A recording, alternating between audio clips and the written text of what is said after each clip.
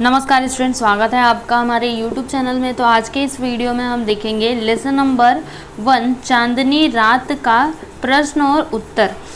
तो देखिए यहाँ पर पहला क्या दिया है कि सूचना अनुसार कृतियाँ कीजिए। मतलब यहाँ पर जो सूचना दी गई है ना, उसके अनुसार आपको कृतियाँ करनी है। ठीक है, तो देखो यहाँ पर और क्या है, संजाल। देखो आपकी टेक्स्ट बुक में ना ये ऐसे करके संजाल दिया था, जिससे आपको क्या करना था, कंप्लीट करना था। ठीक है, तो यहाँ पे मैंने देखो इसको कंप्लीट किया है।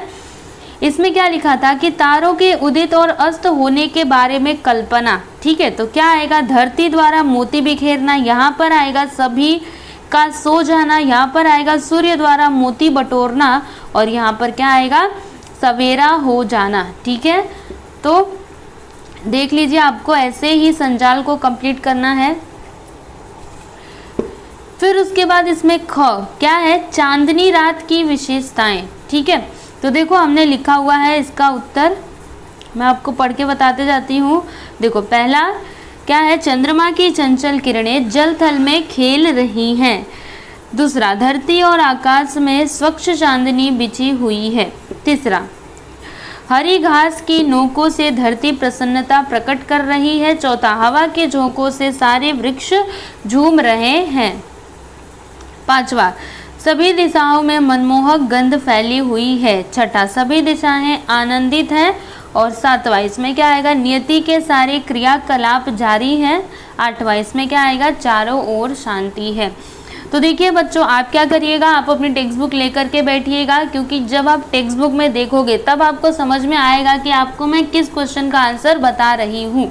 ठीक है, तो मैं आपसे रिक्वेस्ट करूँगी कि आप टेक्स्ट बुक को लेकर के बैठिएगा। चलिए अभी हम आगे देखेंगे। यहाँ पर दूसरा क्या है, निम्नलिखित पंक्तियों का सरल अर्थ लिखिए। देखिए स्टूडेंट्स, आपको क्या करना है, पंक्तियों का ना सरल अर्थ लिखना है, मतलब अर्थ बताना है। ठीक है, तो इसमें देखो चारू चंद्र, फिर डैश डैश डैश डैश झोंकों से, मतलब देखो चारू चंद से क्या होगा, स्टार्ट होगा और झोंकों से पर खत्म होगा। तो इनके बीच में जो भी लाइंस दी गई हैं उन सब का अर्थ आपको क्या करना है, बताना है। तो क्या होगा इसका अर्थ, देखो यहाँ पर मैंने लिखा हुआ है, कवि मैथिली शरण गुप्त जी ने इन पंक्तियों में प्रकृति की सुंदरता का वर्णन किया है। रात के समय चांद की चंचल किरणें जल तल में खेलती हुई प्रतीत हो रही हैं। पृथ्वी और आकाश में चारों ओर चांदनी फैली हुई है। ऐसा प्रतीत होता है कि हरी हरी घास के नोकों से धरती अपनी खुशियों का इजहार कर रही है और मंद मंद चल रही हवाओं के झोंकों में सारे वृक्ष झूम रहे हैं। ठीक है, तो ये होगा इसका आंसर। अब उसके बाद हम देखेंगे 6, इसमें क्या है कि क्या ही स्वच्छ, फिर डैश डैश डैश डैश शांत और चुपचाप। तो इसका आंसर देखो यहाँ पर आपके सामने है, क्या लिखा है इसमें कि इन पंक्तियों में कवि कहते हैं कि चारों ओर स्वच्छ चांदनी बिखरी हुई है। ऐसा लग रहा है कि जैसे यह रात थमसी गई है। एक मनमोहक सुगंध वातावरण में फैली हुई है। हर तरफ आनंद ही आनंद है। इस स्तब्ध कर देने वाली सुंदरता का प्रभाव सभी की सूत्रधार नियति अर्थात प्रकृति पर नहीं पड़ रहा है। उसके क्रियाकलाप एकांत भाव से चुपचाप जारी हैं। उसके बाद यहाँ पर अगला देखो क्या है, संभाषणीय। इसमें क्या है कि शरद पूर्णिमा त्योहार के बारे में चर्चा कीजिए। ठीक है, तो देखिए बच्चों, शरद पूर्णिमा एक त्यौहार होता है, तो इसके बारे में आप अपने क्लासरूम में अपने टीचर से, अपने किसी फ्रेंड से, ठीक है, इनसे आप क्या करो, चर्चा करो, अपने पेरेंट्स से करो, मम्मी पापा से करो। ठीक है, तो इसके बारे में आप चर्चा करिएगा। अब आगे पाठ से आगे इसमें क्या दिया है कि दिए गए शब्दों का उपयोग करते हुए स्वरचित कविता बनाकर काव्य मंच पर प्रस्तुत कीजिए। देखिए यहाँ पर ये जो शब्द दिए गए हैं ना, इनका उपयोग करके आपको क्या करना है, खुद से एक कविता की रचना करनी है। ठीक है, तो आप इसको भी खुद से कर लेना।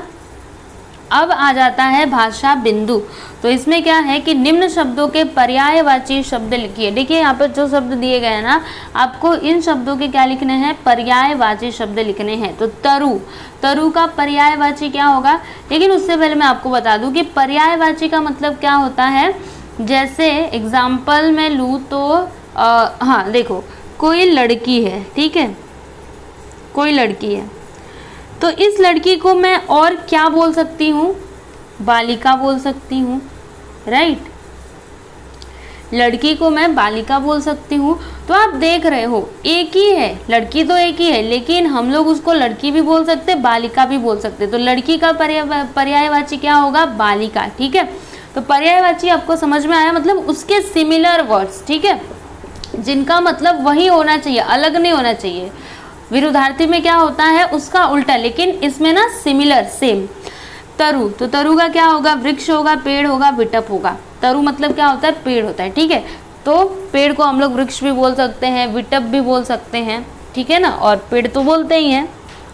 फिर वसुंधरा, वसुंधरा मतलब क्या क्या होता है? देखो धरती, वसुंधरा मतलब जिस पर हम रहते हैं। हम किस पर रहते हैं? धरती के ऊपर ही तो रहते हैं ना। अभी आप कहाँ पे बैठे हो? धरती पे बैठे हो, राइट। तो वसुंधरा मतलब धरती होता है, धरा होता है और अवनी भी होता है, मतलब जो धरती है ना उसको अवनी भी कहा जाता है। अब यहाँ पे अगला चंद्र, तो चंद्रमा को क्या क्या कहते हैं?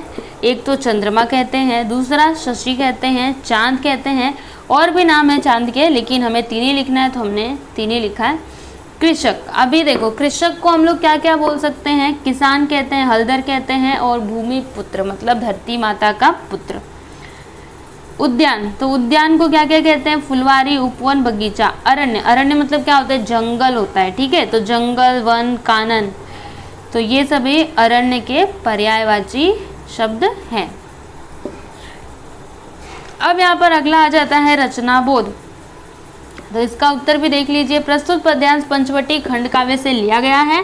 चांदनी रात में प्रकृति के मनमोहक रूप को बड़े ही सुंदर तरीके से चित्रित किया गया है। इस अवसर पर खुशी में झूम रहे धरती, अंबर, चारों दिशाओं सहित पूरी प्रकृति का सुंदर चित्रण किया गया है।